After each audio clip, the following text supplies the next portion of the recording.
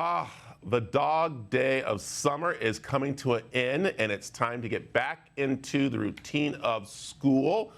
But you don't have to get into it the old way. There's a new way to do it, and thanks to Amelia and the Designing Genius team, they have some tips for us to have a successful back to school and a successful school year for us. How are you doing, Amelia?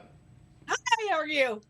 Let's talk a little about this. We just got done summertime. It was great. Everyone had fun, but now we got to get back into that school. And a lot has changed for kids because of new classes, new teachers, new things going on. Yeah, so what we wanted to be is be able to teach the life school, right? I mean, the life skill of preparing for school and for academics.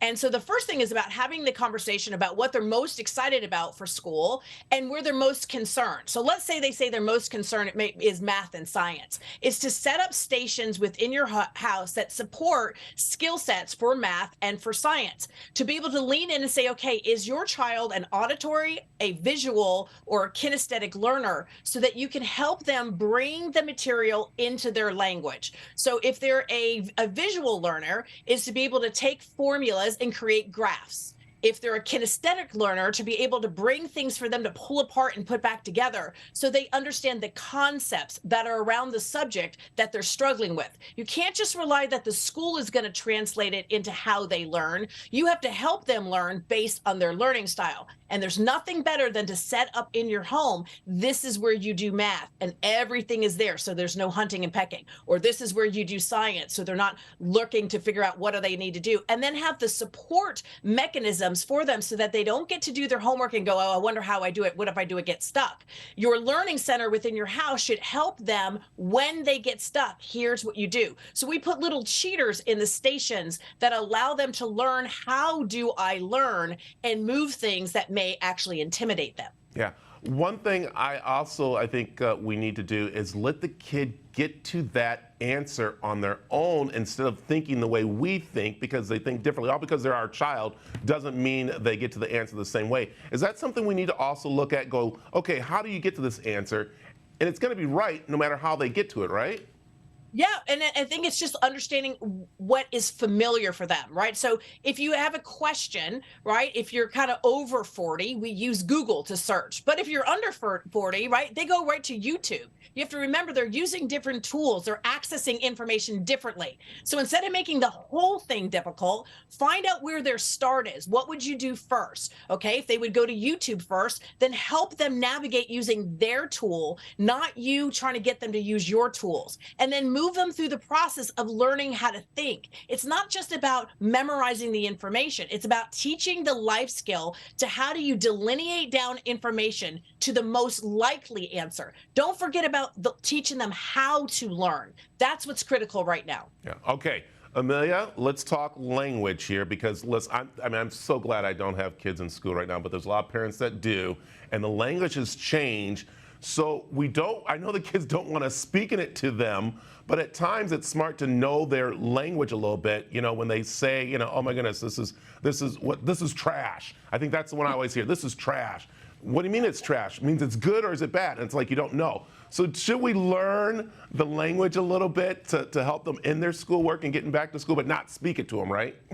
100%. You have to understand the concept of what they're communicating, right? And that helps them also learn how to be able to interact with things that are different from them. But the only way they're going to learn is if you demonstrate it, right? So it's absolutely understanding what are all their equipments that they're saying, right? Figuring out what tools are they looking at, to follow what it is that they're following. I mean, I follow the same things that my daughter's looking at, so I can kind of get heads up on the content that she's being exposed for. And then I use that as communication starter. So when I see something that she's accessed, whether as a post or a video or something that she's on TikTok, it gives me something to talk to her about at night, because I saw it and I want to know, what did she think about it? What did this mean to you? Can you give me something similar or give me a comparison so you can see how they're transferring the knowledge? But because they're still in development, we can't ask them to come up to our level. We have to meet them where they are, which means we have to put our awareness around their content so that we can be the communicator for them and not just their friends. So it is really important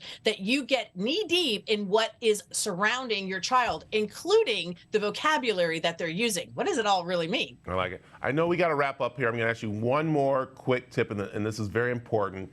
I feel lately parents have been making school the babysitter. Parents should get involved in school more, shouldn't they? And not just drop the kids off and complain when they see a letter. Am I right? 100%. Parenting is harder now than ever because what they're learning in school is not enough for them to be able to make it in today's marketplace. There's a massive gap between the skills that are needed in order to be able to have sustainable income and wealth generation versus where the school is. And so you have to really lean in to say, where do you need to fill the gap to not just rely on the school, to be able to use the foundational information of what they're learning in school and then applying and add it to it. That's why it's great for these kids to get involved in their projects. A lot of these, they will want to start businesses, have them shadow you, give them projects from your work to actually do, to be able to see where is their areas of interest and how can you add on to it so that they can fully develop based on where they're trying to go. There it is, Amilya. I always love talking to you because you got these great ideas for us. Where can people find out more information? designinggenius.com.